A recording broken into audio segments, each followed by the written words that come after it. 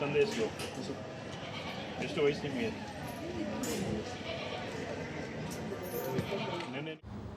ಇಡೀ ನಗರವನ್ನೇ ಬೆಚ್ಚಿ ಬೀಳಿಸಿದ್ದ ಜೋಡಿ ಕೊಲೆ ಪ್ರಕರಣಕ್ಕೆ ಸಂಬಂಧಿಸಿದಂತೆ ತನಿಖೆಯನ್ನು ಚುರುಕುಗೊಳಿಸಿರುವ ಚಿಂತಾಮಣಿ ನಗರ ಠಾಣೆಯ ಪೊಲೀಸರು ಇಂದು ಮಧ್ಯಾಹ್ನ ಪ್ರಮುಖ ಆರೋಪಿ ಕೋಲಾರದ ಗಲ್ಪೇಟೆಯ ನಿವಾಸಿ ಏಜಾಜ್ ರವರನ್ನ ಪೊಲೀಸ್ ಬಿಗಿ ಭದ್ರತೆಯಲ್ಲಿ ಘಟನಾ ಸ್ಥಳವಾದ ನಗರದ ಜೆಜೆ ಕಾಲೋನಿಯ ಬಳಿಗೆ ಕರೆತಂದು ಮಹಜರು ಪ್ರಕ್ರಿಯೆ ನಡೆಸಿದರು.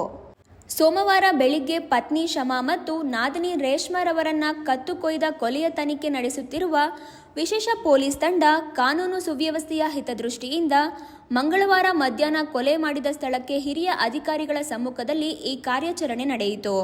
ಮಹಜರು ವೇಳೆ ಆರೋಪಿಯು ತಾನು ಹೇಗೆ ಮನೆಗೆ ಬಂದೆ, ಮೊದಲು ಯಾರ ಮೇಲೆ ಹಲ್ಲೆ ನಡೆಸಿದೆ ಮತ್ತು ಕೊಲೆಗೆ ಬಳಸಿದ ಮಾರಕಾಸ್ತ್ರಗಳನ್ನು ಎಲ್ಲಿ ಬಚ್ಚಿಟ್ಟಿದ್ದೆ ಎಂಬ ಇಂಚಿಂಚು ಮಾಹಿತಿಯನ್ನು ಪೊಲೀಸರ ಮುಂದೆ ಪ್ರತ್ಯಕ್ಷವಾಗಿ ವಿವರಿಸಿದ್ದಾನೆ.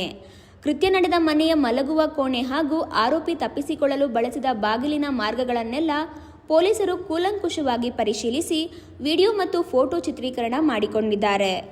ಸ್ಥಳ ಮಹಜರು ಸುದ್ದಿ ತಿಳಿಯುತ್ತಿದ್ದಂತೆ ಸಾರ್ವಜನಿಕರು ಹಾಗೂ ಮೃತರ ಸಂಬಂಧಿಕರು ಸ್ಥಳದಲ್ಲಿ ಜಮಾಯಿಸಿ ಆಕ್ರೋಶ ವ್ಯಕ್ತಪಡಿಸುವ ಸಾಧ್ಯತೆ ಇದ್ದಿದ್ದರಿಂದ ಘಟನಾ ಸ್ಥಳದ ಸುತ್ತಮುತ್ತ ಹೆಚ್ಚು ಪೊಲೀಸ್ ಸಿಬ್ಬಂದಿಯನ್ನು ನಿಯೋಜಿಸಲಾಗಿತ್ತು. ಮಹಜರು ನಡೆಯುವವರೆಗೂ ಸಾರ್ವಜನಿಕರ ಪ್ರವೇಶವನ್ನು ತಾತ್ಕಾಲಿಕವಾಗಿ ನಿರ್ಬಂಧಿಸಲಾಗಿತ್ತು.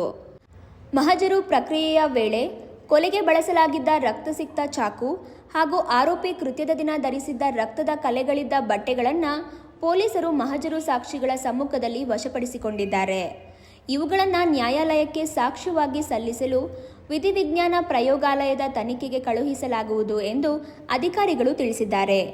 ಅತ್ಯಂತ ಯಶಸ್ವಿಯಾಗಿ ಮತ್ತು ಶಾಂತಿಯುತವಾಗಿ ಸ್ಥಳ ಮಹಜರು ಮುಗಿಸಿದ ಪೊಲೀಸರು ಆರೋಪಿಯನ್ನು ತಕ್ಷಣವೇ ಮತ್ತೆ ಪೊಲೀಸ್ ವಾಹನಕ್ಕೆ ಹತ್ತಿಸಿ ಸುರಕ್ಷಿತವಾಗಿ ಕರೆದೊಯ್ದರು.